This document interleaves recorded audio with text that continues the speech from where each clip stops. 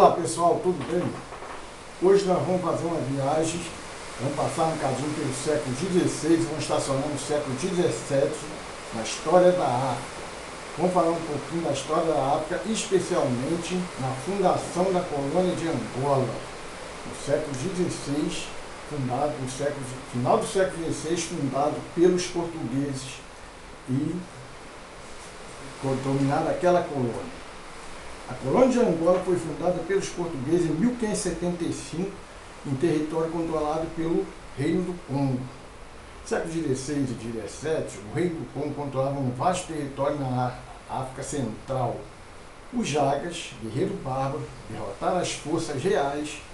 O rei do Congo pediu ajuda a Portugal, que enviou tropas, reconquistou o território e permaneceram na região e fundaram a colônia de Angola. O nome Angola é uma homenagem ao Nigola, título do governador do estado, da região. Depois de muitos problemas da conquista de território, investimento, influência dos jesuítas, e os portugueses enviaram o primeiro governador para a colônia de Angola. Em 1592, D. Francisco de Almeida. A cada 3 anos, Lisboa enviava um novo governador para Angola. Era composta pela cidade de Luanda e alguns presídios. O ministério controlava as áreas onde funcionavam os presídios e arredores dos mesmos.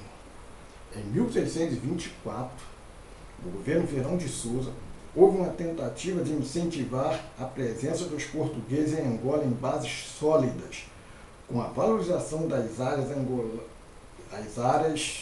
Angola em base sólida, com valorização das áreas ocupadas e concedido terras no regime de sesmaria, promovendo o cultivo do solo pelos colonos portugueses. Providências foram tomadas em favor de tornar a aquisição de cativos de forma regular. Chefes militares com destaque nas guerras tornavam-se governadores em Angola e na América Portuguesa. Foi o caso, dentre outros, de Salvador Correia de Sá. O Salvador Correia de Sá foi governador aqui no Brasil e foi governador em Angola. Foi um grande chefe de militar que derrotou os holandeses em Angola, que nós já vamos ver logo a seguir.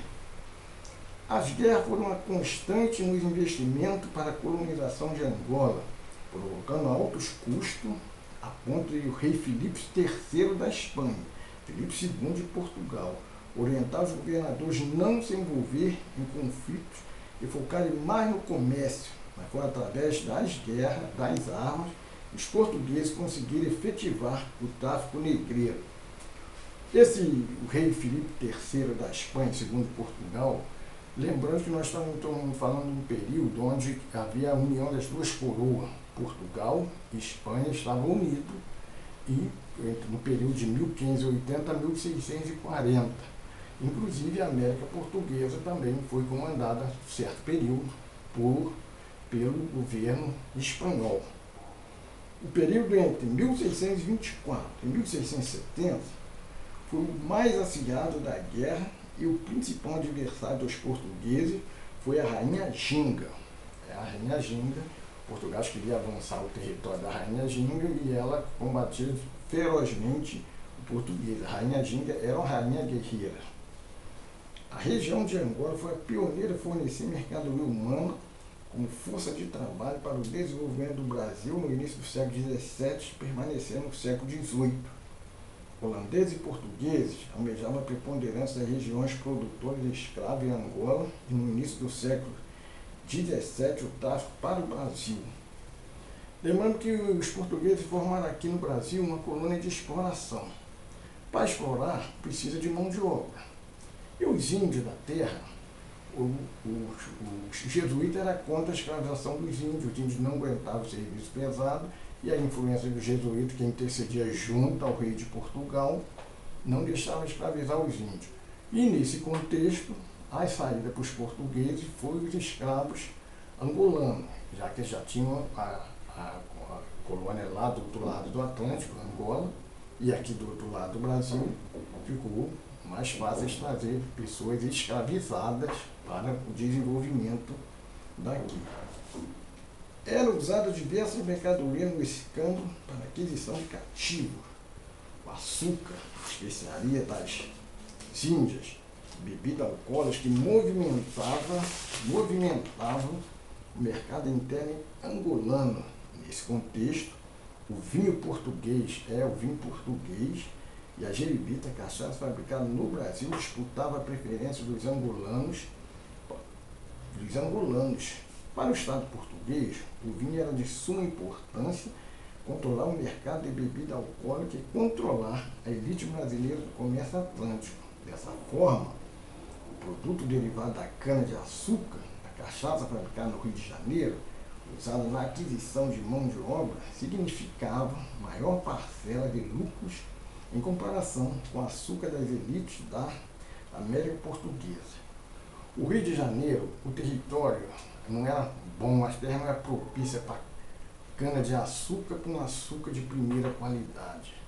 O açúcar que fabricaram no Rio de Janeiro, que houve também, não era de muito boa qualidade. Então eles usavam a cana-de-açúcar para fazer a cachaça.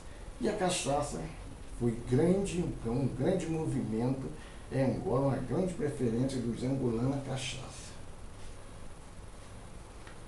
A notícia da tomada de Pernambuco pelos holandeses foi recebida com satisfação em Angola, no domínio 1630, no domínio da Rainha Gina, que envia um sobrinho, um amigo, a Pernambuco como embaixador para negociar uma aliança em nome da rainha com os holandeses. Maurício de Nassau agradou da notícia de uma aliança com a rainha e comunicou os seus superiores que aceitaram a aliança com os portugueses em Angola.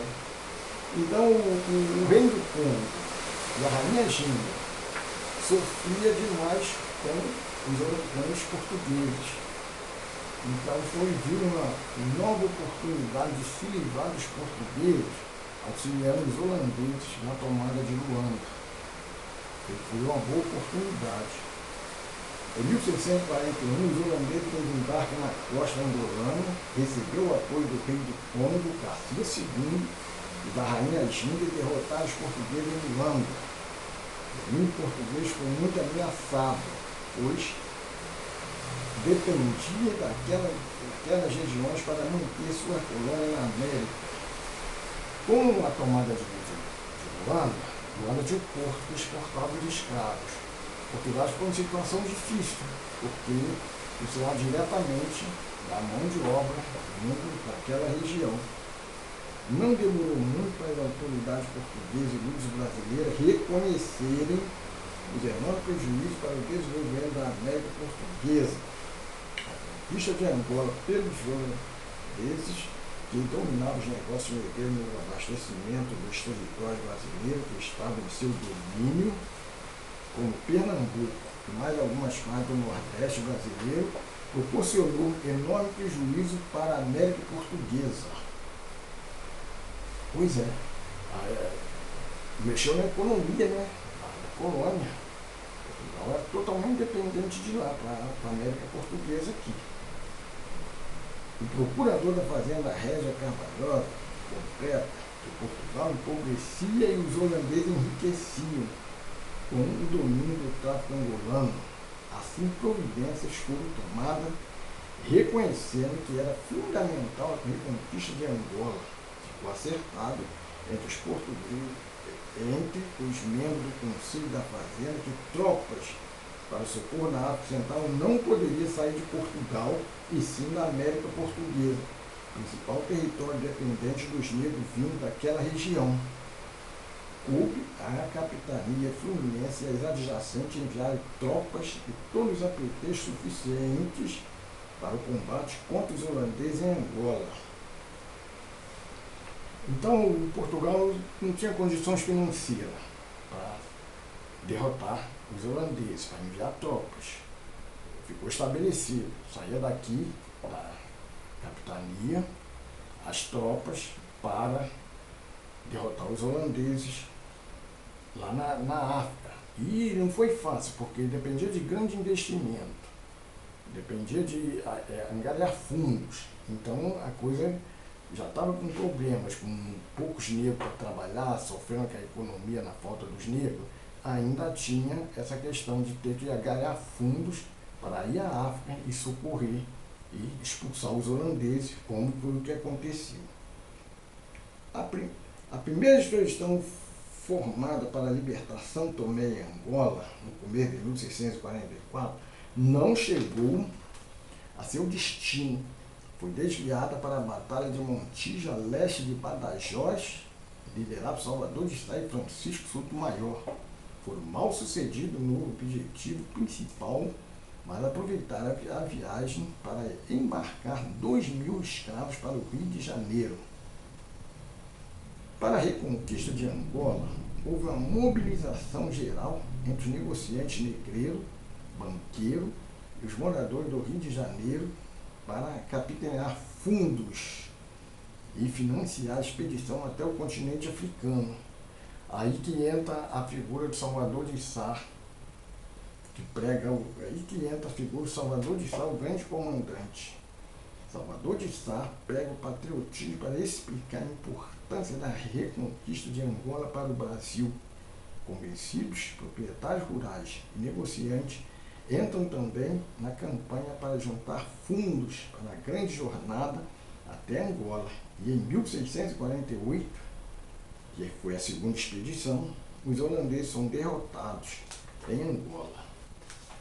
Então, gente,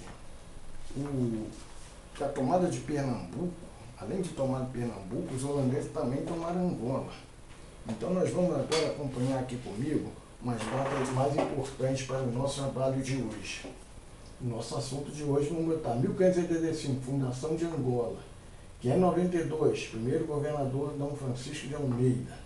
1624, Fernão de Souza, aquele que dividiu as terras Seis Maria. 630, os holandeses tomam Pernambuco. 641, eles desembarcam em Angola e tomam Luanda. A primeira expedição, que não chegou no seu objetivo, mas trouxe 2.000, mas não chegou ao objetivo, mas trouxe 2.000 escravos para a capitania, quer dizer, não foi para a economia, não foi tão não. 1640, Salvador de Sá derrota os holandeses em Angola. E entre 1624 e 1660, período conhecido como as Guerras Angolanas. Depois desse período de 1660, das Guerras Angolanas, o Portugal teve uma boa estabilidade em Angola, permaneceu em Angola negociando, explorando os angoleses até 1975, onde aconteceu a independência de Angola. Aqui nós temos algumas referências, tá? Aqui. E eu peço a vocês que possam fazer a gentileza, inscreva no nosso canal, que mais vídeos virão, para quem gosta de história da África. Outros vídeos serão produzidos e divulgados aqui no nosso canal História e Arte. Eu sou José Roberto, estou no nosso canal História e Arte com vocês. Aguarde o próximo vídeo, estarei muito legal produzindo um próximo vídeo para vocês. Muito obrigado a todos.